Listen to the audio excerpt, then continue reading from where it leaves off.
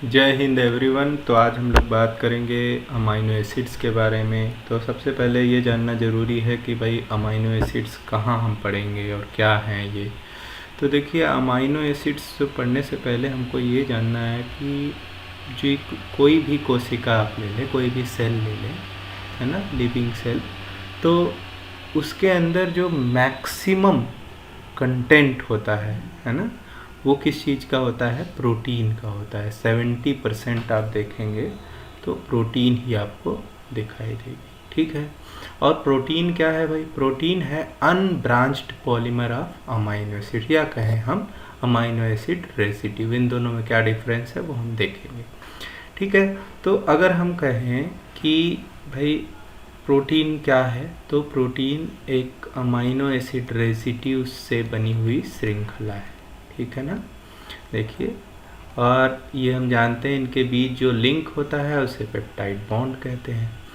अब प्रोटीन जो है यही डाइवर्सिटी को डिसाइड करता है। आप देखिए, आपने बहुत सारे तरह के चैनल पढ़ लिए हैं, ट्रांसपोर्टर पढ़ लिए हैं, और बहुत सारे तरह के एंजाइम पढ़ लिए हैं। आखिर ग्लाइकोलिसिस में देखिए, there are 10 steps and all are regulated by enzymes. Enzymes are protein.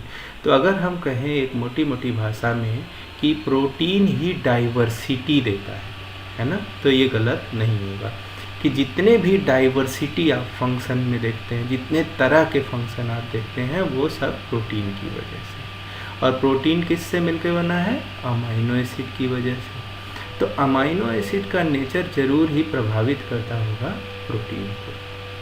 कैसे करता है? तो उसके लिए हमें जानना होगा कि प्रोटीन का स्ट्रक्चर क्या होता है। तो चलिए देखते हैं कि एक सिंपल सा स्ट्रक्चर अमाइनो एसिड का कैसा होता है। तो देखिए, ये एक अमाइनो एसिड का स्ट्रक्चर आपको दिखाया गया है ना। इसको हम लोग अच्छे से समझ लेते हैं, जिससे कि कोई भी अमाइनो एसिड हमको ड्रॉ करना हो तो आसानी हो। तो सबसे पहले तो आपका फोकस होना चाहिए किस पे? अल्फा कार्बन पे। देखिए, यहाँ पे एक कार्बन होता है जिससे दो चीज़ें अटैच्ड हैं। ये क्या है? कार्बोक्सिलिक ग्रुप है, और ये क्या है भाई? अमाइनो ग्रुप, ठीक है। तो ये इन्हीं दोनों की वजह से देखिए नाम क्या है? अमाइनो एसिड, ठीक है। तो अमाइनो ग्रुप भी है यहाँ पे, और ये एसिड भी है, तो इसीलिए नाम पड़ता है इसका अमाइनो एसिड। अब जब हम किसी भी अमाइनो एसिड की बात करते हैं तो ये स्ट्रक्चर यहाँ से यहाँ तक ऑलमोस्ट कांस्टेंट होता है, ये चेंज नहीं करता। तो क्या चेंज करेगा? तो ये जो आर ग्रुप लिखा हुआ है वही केवल चेंज करता है। और जो भी अमाइनो एसिड हम लोगों के अंदर पाए जाते हैं लिविंग ऑर्गेनिज्म में, जो प्रोटीन का निर्माण करते हैं, उनको हम कहते हैं अल्फा अमाइनो एसिड। अब एक प्रश्न उठता है कि भाई क्या बीटा अमाइनो एसिड्स भी होते हैं, गामा अमाइनो एसिड्स भी होते हैं? तो ये आंसर होगा हाँ, होते हैं, लेकिन वो प्रोटीन सिंथेसिस, प्रोटीन के निर्माण में भाग नहीं लेते, ठीक है। लेकिन हाँ, कुछ अमाइनो एसिड का मॉडिफिकेशन हो सकता है आफ्टर प्रोटीन सिंथेसिस। जब प्रोटीन बन जाती है उसके बाद उसका मॉडिफिकेशन हो सकता है।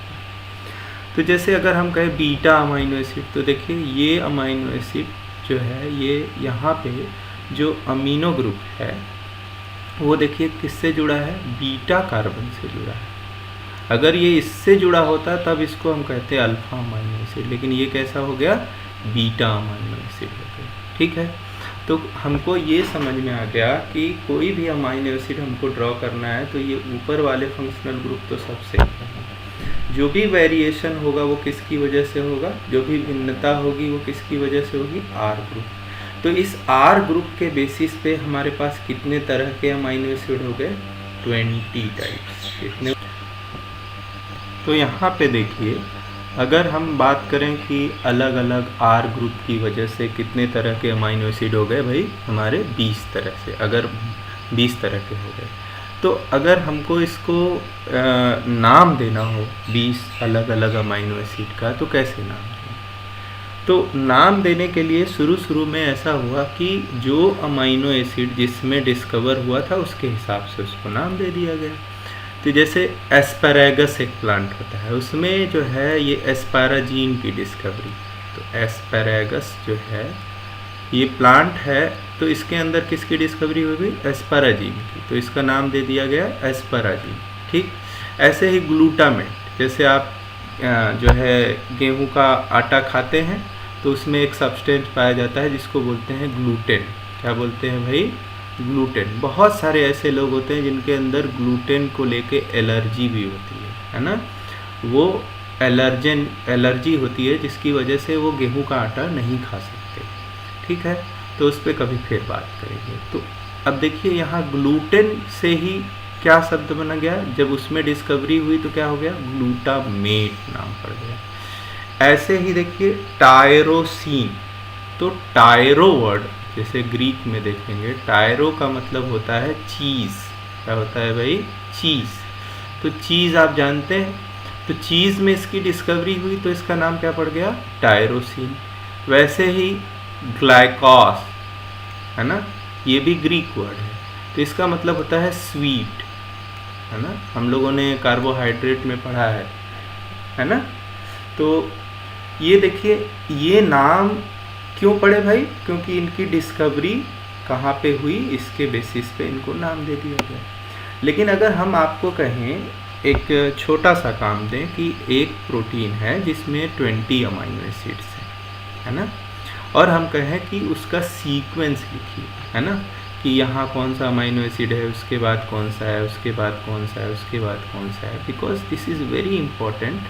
अब हमारे पास एक टूल है बायोइन्फॉर्मेटिक्स में जिसके द्वारा हम इन चीज़ों का अध्ययन करते हैं कि कितनी सिमिलरिटी है, कितनी डिसिमिलरिटी है ना।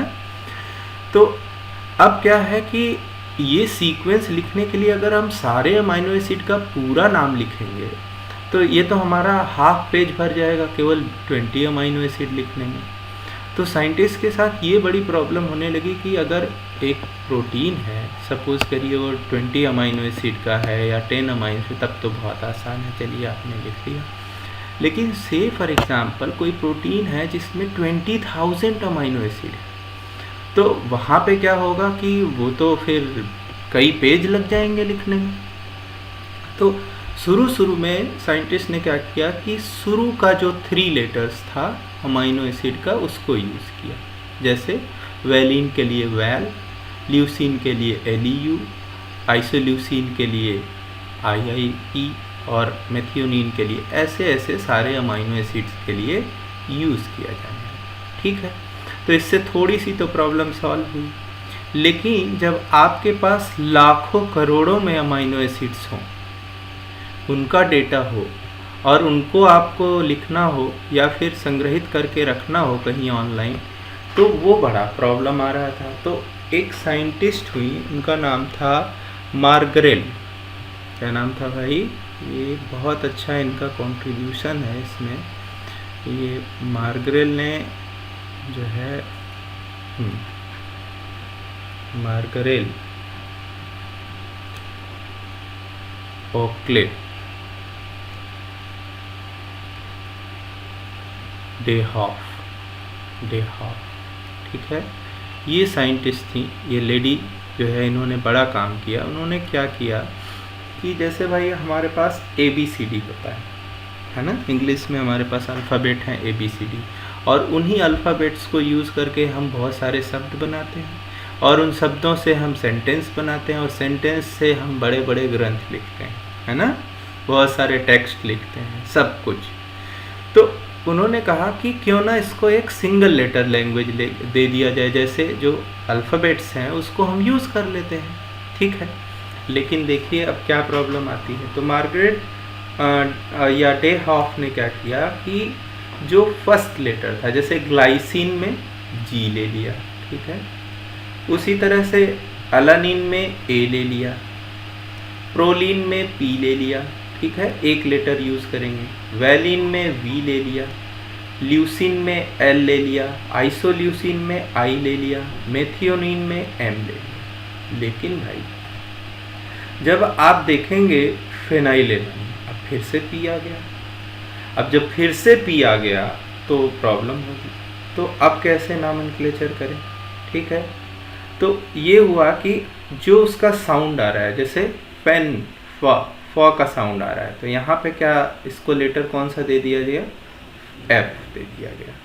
उसी तरह से टाई, वाई, वाई का साउंड आ रहा है, सेकेंड को ले लिया गया तो वाई दे दिया गया इसको, है ना। कुछ का आपको याद रखना होगा जिसको अभी मैं बता रहा हूँ। ट्रिप्टोफान, तो ट्रिप्टोफान जो है हम ऑलरेडी यूज़ कर लिए थे, इसलिए हमने इसको क्या नाम दे दिया, डब्ल्यू। ठीक है। उसी तरह से देखिए सेरीन के लिए तो ठीक है एस है, थ्रियोनिन के लिए टी है, साइटोसिन के लिए सिस्टीन के लिए सी है। ठीक है, सिस्टीन के लिए सी है, और एस्पाराजाइन के लिए एन है। अब यहाँ पे देखिए ए से फिर स्टार्ट हो रहा है, लेकिन यहाँ पे साउंड क्या लिया गया, एन का, तो यहाँ पे इसको क्या दे दिया गया, एन। ऐसे ग्लूटामिन, अब जी तो पहले ग्लाइसिन में यूज़ हो चुका है, तो इसको हमने दे दिया क्यू, क्योंकि क्यू से कोई नाम ऑलरेडी नहीं है। अच्छा, लाइसिन, अब ऑलरेडी हमने ल्यूसिन में एल यूज़ कर लिया है, तो हमको क्या देना पड़ा, के। ठीक है। हिस्टिडिन, तो एच अभी तक यूज़ नहीं किया है। ठीक है। आर्जिनिन, अब यहाँ पे देखिए आर साउंड आ रहा है, क्या आ रहा है भाई, आर साउंड आ रहा है ना, तो इसको क्या दे दिया आपने, आर्जिनिन। ए तो दे नहीं सकते, तो हमने इसको दे दिया आर साउंड। अब देखिए अस्पार्टेट, फिर से ए आ गया, तो ए तो ऑलरेडी यूज़ है, तो यहाँ पे हमने इसको दे दिया डी, और ग्लूटामेट तो ई दे दिया, है ना। तो ये जो हमने रेड से सर्कल किए हैं उनको छोड़ के बाकी सब में हमारे पास सिंगल लेटर लैंग्वेज हो गया। अब जैसे मान लीजिए हमने एक सीक्वेंस लिखना है 4 अमाइनो एसिड का, तो हम लिखेंगे KEDL।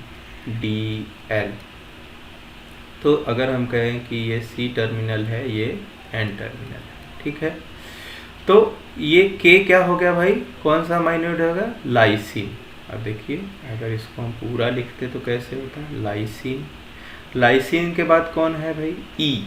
ई किसके लिए है, ग्लूटामेट के लिए, तो ग्लूटामेट, है ना, ग्लूटामेट हो गया। फिर इसके बाद क्या है, डी है, डी किसके लिए है, अस्पार्टेट के लिए है, एस्पार्टेट, है ना। फिर उसके बाद क्या है हमारे पास, एल है, तो एल किसके लिए है, ल्यूसिन के लिए, ल्यूसिन। तो देखिए ये बहुत बड़ा सा ऐसे हो जाएगा। अभी तो हमने 4 ही अमाइनो एसिड लेके लिखा, तो ये हमारा बहुत सारा प्रॉब्लम सॉल्व किया कि हम ऑनलाइन डेटा को आसानी से संग्रहित कर सकें। आगे हम देखते हैं कि जो भी अमाइनो एसिड हमारे 20 टाइप्स के हैं ना, ये 1 2 3 4 5 6 7 8 9 10 11 12 13, है ना, 14 15 16 17 18 19, कहीं हमने गलत काउंट लिख दिया है यहाँ, है ना, तो 8 9 यहाँ कर देते हैं, 18 19 और 20। ठीक है। तो ये कितने अमाइनो एसिड्स हो गए हमारे पास, 20 अमाइनो एसिड्स हो गए। ठीक है। तो अब हमको देखना है कि इनको देखिए क्लासीफाई किया जाता है, non polar aliphatic R group. किस बेसिस पे क्लासीफाई किया गया, आर ग्रुप के बेसिस पे। मैंने बताया कि सभी 20 अमाइनो एसिड में क्या डिफर करेगा, आर ग्रुप डिफर करेगा। तो आइए आगे देखते हैं कि इनके आर ग्रुप हैं क्या। अद्वैता एकेडमी के सभी व्यूअर्स का बहुत बहुत धन्यवाद, आभार। आप हमें लाइक कर सकते हैं, शेयर कर सकते हैं। यदि आपको ये चैनल पसंद आया है तो आप इसे सब्सक्राइब कर सकते हैं, और बहुत महत्वपूर्ण है कि आप बेल आइकन दबाना ना भूलें, जिससे कि आप हमारे अगले वीडियो का अपडेट प्राप्त कर सकें। और सबसे इम्पोर्टेंट है कि आप जो है, आपको अगर इन वीडियोस में कहीं भी कोई प्रश्न लगता है या आपको ऐसा लगता है कि छूट गया है, तो आप कमेंट सेक्शन में ज़रूर बताएं। बहुत बहुत धन्यवाद।